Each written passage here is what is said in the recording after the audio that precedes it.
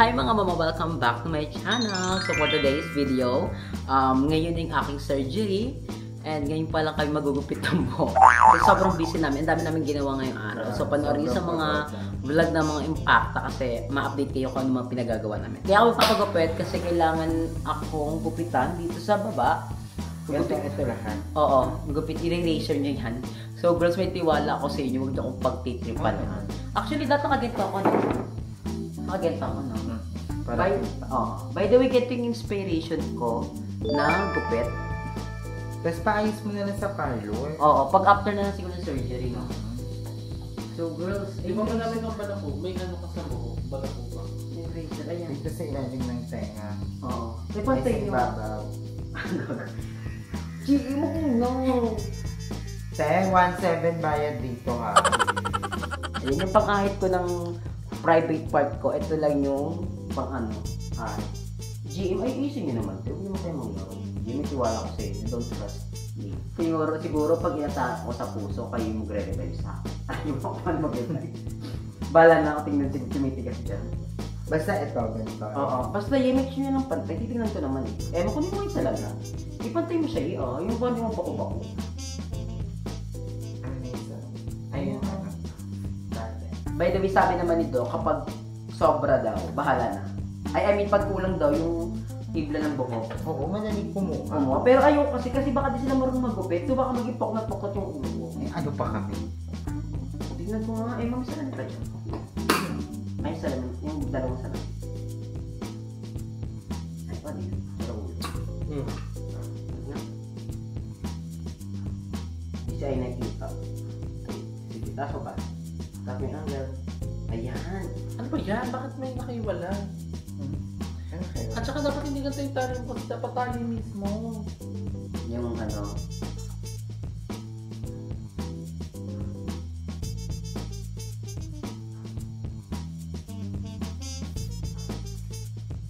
Diba? Gawin, di pantay. Oo. Wala pa kasi dito pa lang tayo. Totoo. Second angle is here. Kaya mo yun. Nilak na naman ng chong dito sa video. Ay, tapos dito tayo kukuha pa din.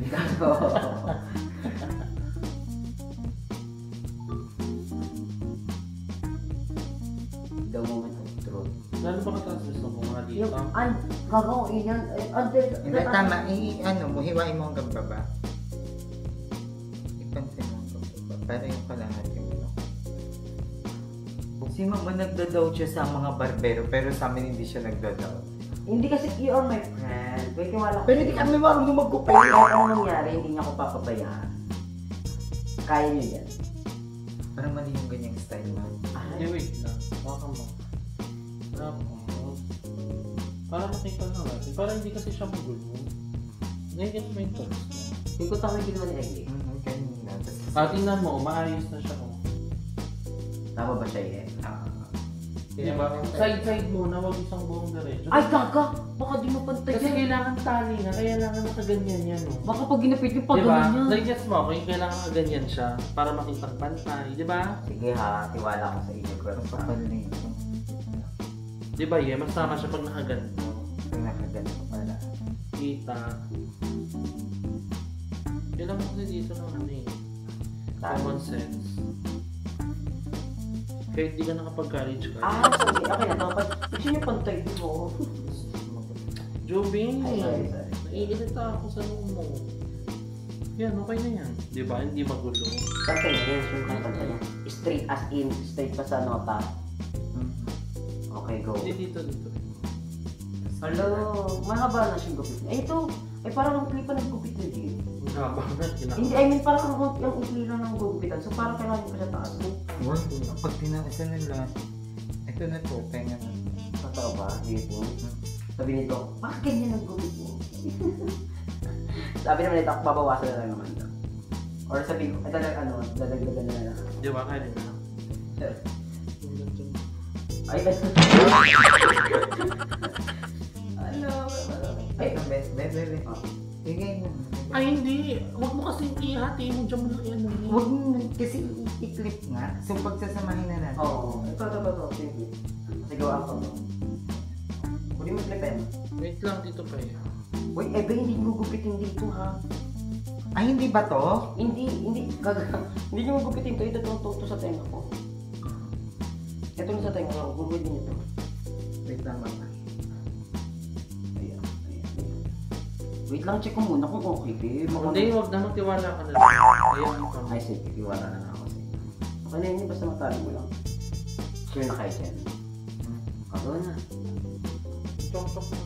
Kasi ikot mo eh.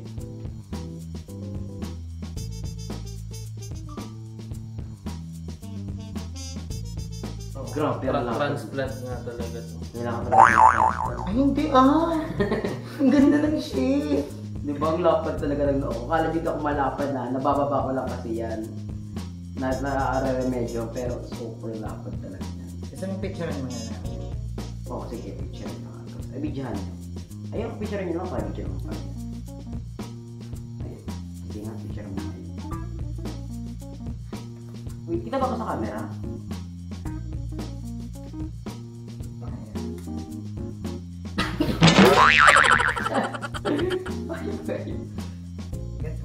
Tingin na lang parang kumanan. Oo. Nasa tsaka resort. Kapitin nyo muna. Tali nyo. Tali, huwag kang tali, Emma. Ulo. O sige, hawakan lang Chok lang din. Oo. Hawakan lang niya. Ayan. Paano ito itatali? Gupitin, walang tali, gupit na lang. Gupitin niya, tapos tayo.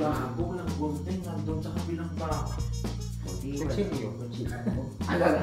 Reason niya na, sarili niya sa baba. So, sagad to, no? Sagad yan niya.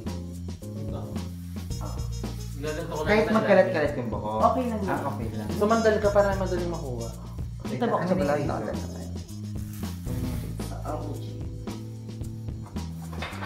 Saan? Hawak mo. Feel ko wala namang maulog yan. Ala! Ito hindi ko alam sa shop. Feel ko, ito muna ang anuin mo. Huwag muna sagad, mahirapan ka eh. Hindi. Ito.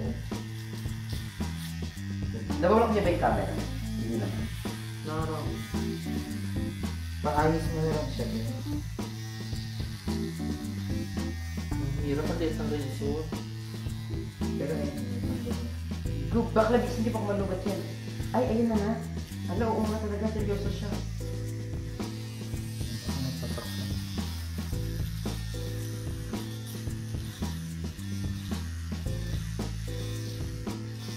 So, pwede kita bitawan din tapos ilagay sa plastic. Oo. Kahit hindi siya nakatali. Ba't mahirap na? Ba't hindi ka ano? Sige ba? Tuloy mo naman ang lobat yan. Maganda pa din. Parang babalik ako sa pagkabata. Yung gugupitan ako, kalbuin ako. Yung ano mo dati pag sa school. Oo, yung ano. Kasi ako dati, lagi ako pinapakalbo ni mama. So kapag pinakalbo ako, nalulungkot ako. That's not lungkot. Kasi ayoko matulong kalbo sa school, bakla ako. Pinapakalbo ka talaga. Ni mama lagi. So wala pa ako sa pinagpamalitan. Ayoko makalbo. Wala akong choice, alam mo yun. Sabi nag-aalbo sa akin sa Santos, alam mo yun, yung kalbo din. Ayun. Nalulungkot na talaga ako. Pero parang gwapo ka naman pag Parang sakit na, parang na-applicator. Pwede ko bang kunin yung ibang buhok? Ano ba? Eto oh. Kasi nagupit ka na yung banda dito. Ah. Pwede ko tanggalin yung kamay ko. Oh, sige. Oh. Tapos ilagay ko sa plastic yung buhok. Or dapat nakatipon siya. Hindi nga. Pwede nga.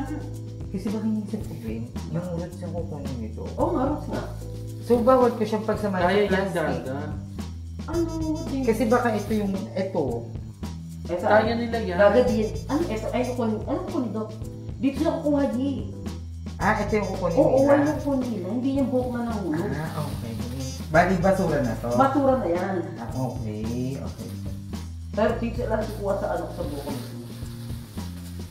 Ito yung kukunin nila, ito. Oo, ayan mismo. Ito mismo yung kukunin. So, ito kailangan nyo tanggalin. Baka mawala si Doc. Sabi, bakit sobrang split? Hindi kasi tutusukin din nila yan yung dapat nga kalbo eh. Kalbo eh. Ba't akala ko yung buhok mismo kailangan nila? Oo, Hindi. itong buhok. Yung roots talaga mismo. Kaya May bungas ka ng gano'n agad ka apa. kaya magkakasugat talaga dito. Pagkala ko natakpan yung box. Guys, ito na yung tsura. Yung kalbo na si mama. Ganda. Ay, baka magkasugat naman ako. Ay, parang sakit yan. Paano ba? Pag ganun lang, ito mo lang, parang sakit. Papi mo ko sa sulit. Noong ko din ba ito? Bato pala yun.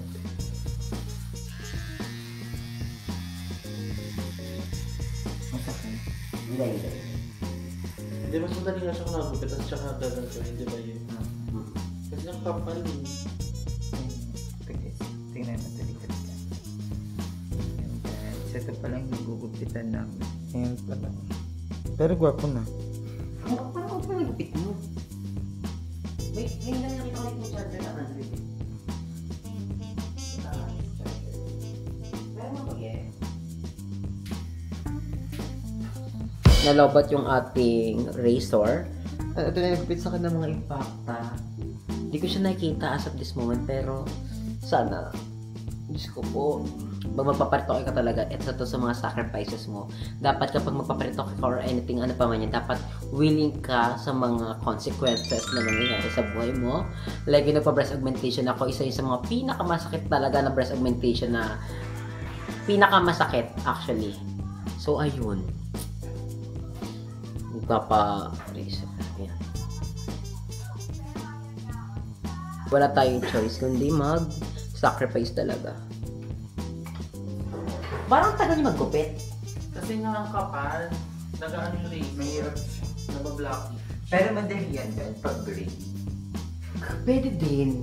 Madali yan. Kaso di ba kung masugatan Oo, ako sa delikado yung blade? blade. Hindi, kaya ko. Seryoso? Mm-mm. May blade ba kayo? Kasi Emma? nagbe-blade ako ng ating Actually, may blade ka ba? Wala. Oh. Suggest pa siya, wala rin pala siyang blade. Actually nga, pag blade, Pangahit kaya? bangahit saan? Pero hindi kaya pangahit. Ay, Kerry. Kerry. Kerry pang kahit. Pegi mo, pegi mo Ang isa. pangahit tayo wala. Wala din pala, so razor May lang. pangahit kami kasi mga puro na tagal na dun sa akin ng buwan na yun. Okay na yan, tingnan natin yan. Antay na lang namin. Sa kanya lang yan, inimig ko hindi malamig yan. Nagugutom ako, gusto kong bentelog talaga. Yung kay madam ko napanood niyo Kailangan yung vlog. na tayo. Tara na. Wala pa nga yung sarado pa. Baklas buksan talaga mo, hindi nga malamig masira na yung sara. Patay na yung ref. At least may ano. So, update ko na kayo later kapag okay na yung razor kasi kina-charge pa namin. Pero marami naman natanggal yet. Ay, ito pala yung mga nakuha by the way. At walang lisa, walang puto.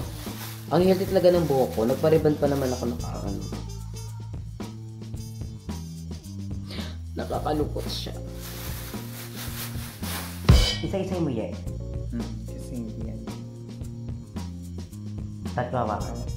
This one? O, sige, go.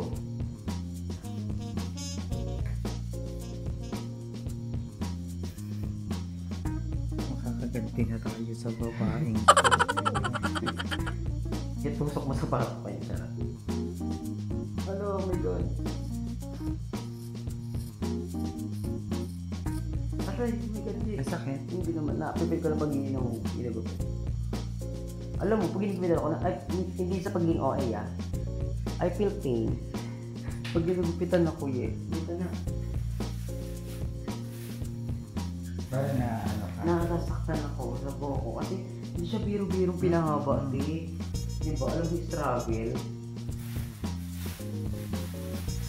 So, nalang di magtampo ng buhok ko. Okay, then.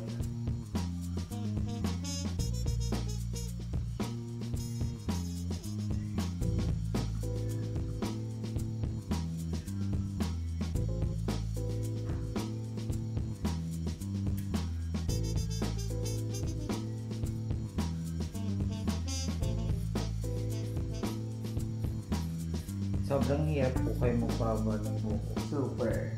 Kaya yung mga transgender sila, tapos pag pasok sila sa school, pinapagupitan sila. Yung ganun. Nakakawa kayo. Parang alam mo yun. Oo. Kasi naranasan ko na din yung gawin. Yung parang yung gusto mong pahaba, hindi umaayos. Lalo na yun yung high school ako ay senior high. Bakla naranasan ko, nagpapagod yung jacket ako lagi. Oo. Tapos yung jacket na may hoodie. Para hindi Ala pa. Tapos one time, pagpasok ko ng school, siguro lang magtataka yung guard niya. Kasi baka tayo ko naka-hoodie, nakatago ko. Bigla yung binaba yung hoodie ko, kita niyo mga buhok ko. Ay, pagupit ka na. Ikaw ako bukas. Tapos Ako naman, nung high school kami, mandatory talaga na magupit. So, wala kami magagawa. Yun nga. Pero buti nga ngayon, at least, di ba? Naging maluwag na sila sa mga estudyante. Pero ang saya ng time din naman namin. Yung tipong, ang kapal-kapal ng lip tint mo, tapos naka-army cut ka, semi-kalbo, tapos yung mga tomboy, alam mo yun, naka-army cut ka sa kapalda. Pero kung if I will go back in time, gusto ko talaga, nung nag-aalak nga pa buhok ko, kasi feel ko magiging event self-confidence mo na, no? Pero maganda rin naman kasi na-build yung discipline mo. Actually. Ay nga din sinasabi sa akin ng professor ko dati. Na parang, Sabi ko, bakit sir? Ba't kailangan magpagupit pa ng buhok? Kung ito na may magbubus sa amin ng confidence para mag-aral lalo. Hindi, self-discipline kasi sa school. Kung talaga, school eh. Kung ka nag-aral, wala kang choice. Pero na-impact ako kasi bakit may gano'n. Pero buti na lang yung school ko na yun, na Catholic school, yung Titana. Nagpupahin sila magpahaba ng buhok yung mga trans. Kaya natuwa ako kasi pag-graduate ko doon, ay kabog pwede na impact ng mga tao. So, pinag-graduate lang kami. Yan dahil pa naman namin gay doon sa ano.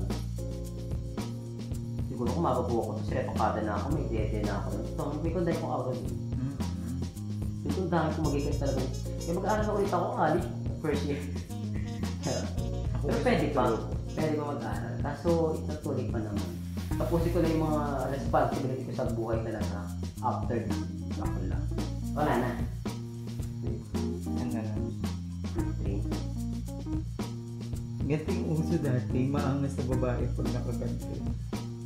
Pero yung ganyan buhok, di pantay-pantay. Amat ka pa ganyan. Grabe yung courage ni Mama Joven for the retoke. Kasi nagagawa niya yung mga ganito. Yun yung bilib ako sa'yo, Mama. Lahat kakayanin mo talaga, no? Magpaganda lang. Ay, Mami. Ha? Mami, ganito ako na kayo. Ha? Niloko ni JM. Ano nga? Oo, Mami, tignan mo. Namali yung gupit ni. Si GM kasi nag-ano eh. Talaga ako. Sige na doon ako ng buhok. Nilagyan ng bubble gum. Babag-babo na lang tuloy ako ulit. Tulog ako, ginunod din ako. Hindi nga. Dito, ganito week mami ha. Balik ka kaya ka. Lalabas ang tayo kasi may klito eh. Lalabas na tayo. Kailangan itong gupitin.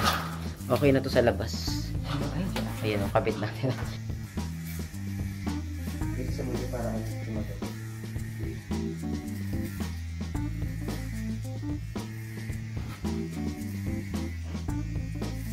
Ay, finally. In the sake of surgery. Ba't din mo siya latayin, no? Hindi talaga. Pero pag nag-iba yung hairstyle ko, parang mas gumanda siya. Pag nakagaya, parang maangat. Yung parang sa mga Totoo. babae. Parang rockista ako ganun. Parang bitch yan. Bitch. Pero pag sinapak di lalaki. Pag tinali mo ulit, makikita. Ganito. Ayan, makikita. Makikita ng balik. Totoo. Magigas naman yan. So, yun lang. Update ko lang kay later, mga impact. And thank you nga rin pala kay Aye. Oh, ganyan, no? Parang pok. Parang nakaganyan, parang tama. Parang pok na. Parang sa ano, wrong turn. Sa wrong turn. Oo, parang pok na. Hindi mo ako gaganyan, ganyan lang yung pok mo. Ayan, dapat lagi nakaganyan. For the surgery, laban. Yes, para lahat. sa ikagaganda. Yes. Titiisin lahat. Ang haba pa naman magpagupit. Ay, magpahaba ng buhok. Pero madali na lang yan. Gamit ka lang ng mga shampoo. Oo, pang paano. Kasi pawisan ako. So, update ko na kayo later. Thank you pala kay Aya and Emma for supporting me in this journey. And kay Madam Ivan na nag-aantay sa bahay nila.